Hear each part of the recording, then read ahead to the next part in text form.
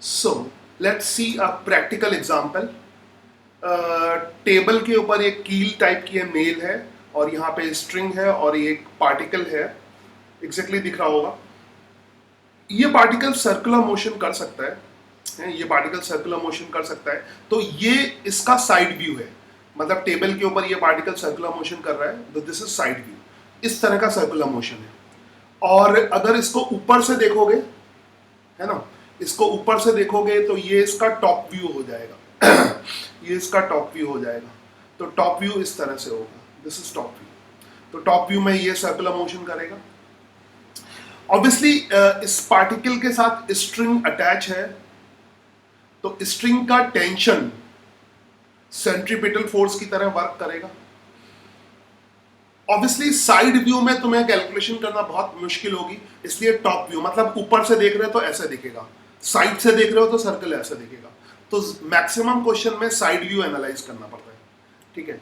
और इसको बहुत ध्यान से देख के काम करना पड़ता है। यहाँ पे एक्चुअली में इसका वेट सेंट्रीपिटल फोर्स की तरह वर्क नहीं कर रहा। एक्चुअली में जो फोर्स सेंटर की तरफ या अवे फ्रॉम सेंटर नहीं होगा, वो सेंट्रीपिटल फोर्स की तरह काम नहीं करेगा, ठीक है।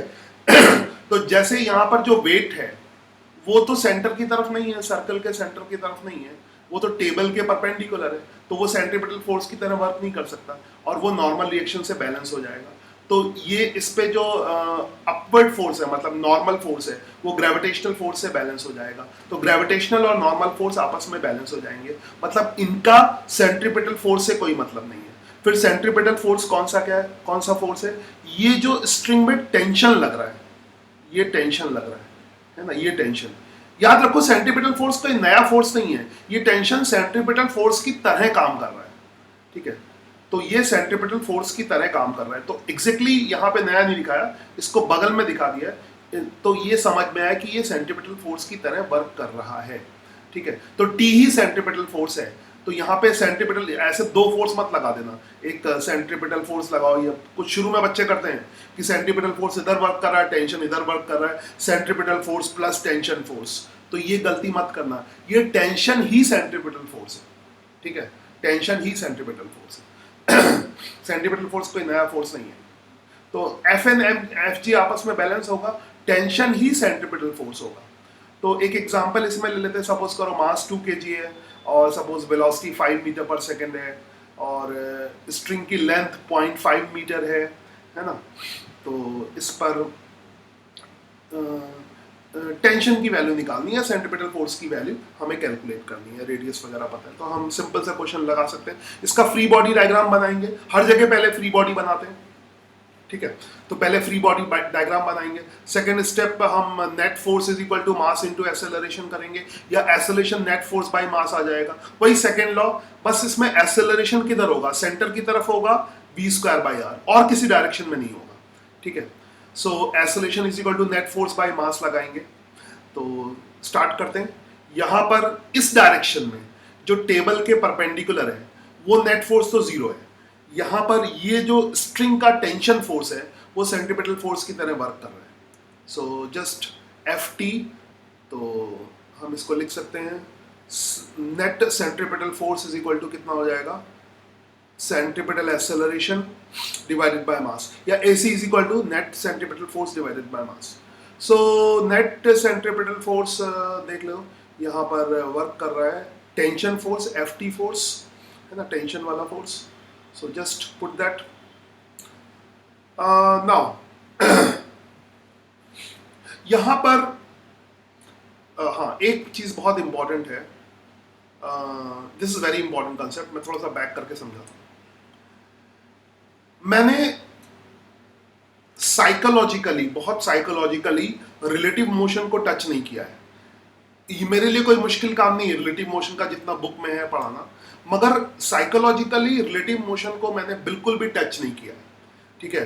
कहीं भी रिलेटिव मोशन के कंसेप्ट नहीं बताए, ना ही तुम्हें स्यूडो फोर्स का कंसेप्ट बताया है जो कि रिलेटिव मोशन से रिलेटेड है, ना ही यहाँ पे सेंट्रीफ्यूगल फोर्स का कंसेप्ट बताया है। तो एक्चुअली में ये सारे कंसेप्ट जो है सेंट्रीपिटल फोर्स, स्यूडो फोर्स, ये दूसरे ऑब्जर्वर के लिए, इसमें ऑब्जर्वर चेंज करते हैं। तो ऑब्जर्वर चेंज करके एकदम अलग कंसेप्ट होते हैं। बच्चे अक्सर इस बात में कंफ्यूज होते हैं, एक्चुअली में वो सेंट्रीफ्यूगल फोर्स तो लगा लेते हैं मगर ऑब्जर्वर के बारे में नहीं बताते। तो ऑब्जर्वर चेंज करके एनालिसिस एकदम डिफरेंट हो जाएगा। मतलब यही चीज अगर ऑब्जर्वर चेंज करके करोगे तो अलग तरह से एनालाइज होगा। तो अभी मैं ऑब्जर्वर चेंज नहीं कर रहा हूं क्योंकि इसमें बहुत कंफ्यूजन होता है। तुम लोग सीख लेते हो कंसेप्ट को, और फिजिक्स में कभी कभी कंसेप्ट को मैक्सिमम बच्चे 99% बच्चे वो कंसेप्ट को आधा सीखते हैं आधा नहीं सीखते हैं। वो सेंट्रीफ्यूगल फोर्स लगाने लगते हैं मगर ऑब्जर्वर चेंज नहीं करते। तो उस चक्कर में सब गड़बड़ हो जाता है।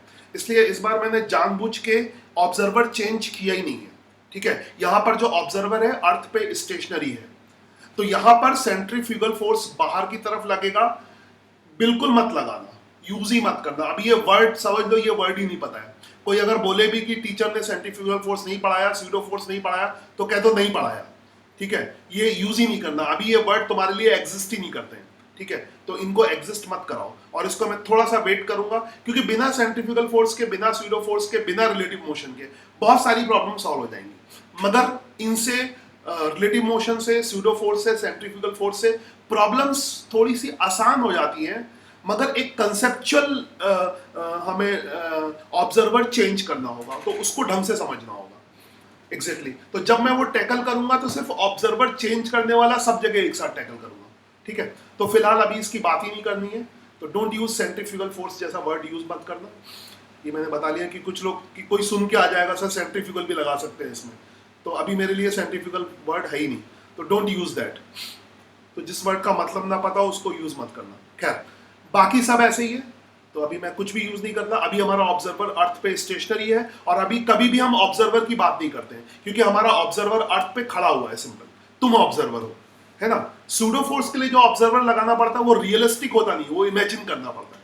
तो थोड़ा सा वैसे ही प्रैक्टिकल एनालिसिस उसका मुश्किल होता है क्योंकि वैसा ऑब्जर्वर मिलना मुश्किल होता है, तो वो तुम्हारे प्रैक्टिकल एक्सपीरियंस में नहीं आता है। इसीलिए मैं साइकोलॉजिकली उसको हटा देता हूँ, है ना। उसमें सभी बच्चे कंफ्यूज रहते हैं, बस फिर आखिरी में क्या करते हैं वो रट लेते हैं, रटने का जो कंसेप्ट है। तो खैर, यहाँ पे सेंट्रीफ्यूगल फोर्स जैसी कोई चीज नहीं है, टेंशन ही सेंट्रीपिटल फोर्स है। तो टेंशन इज इक्वल टू क्या हो जाएगा, मास इनटू सेंट्रीपिटल एक्सेलरेशन। तो 2 kg मास है, सेंट्रीपिटल एक्सेलरेशन की वैल्यू अब तक हम वैल्यू पता है, v²/r होती है। तो Ft is equal to 2 × v²/r। So v की वैल्यू पुट कर दो, 5 का square divided by radius r। Radius r 0.5 है, तो just calculate it simply. Tension की वैल्यू आ जाएगी 100 न्यूटन। सो ये हमने सेंट्रीपिटल फोर्स का कंसेप्ट सीखा और उसको लगाया। सो इस तरह के वर्ड बिल्कुल यूज मत करना फिलहाल, स्यूडो फोर्स, सेंट्रीफ्यूगल फोर्स, तो ये अभी प्रोहिबिटेड वर्ड है। वक्त आएगा जब मैं समझाऊंगा आई थिंक, मगर तब सिर्फ इसी को पूरा लेके समझाऊंगा।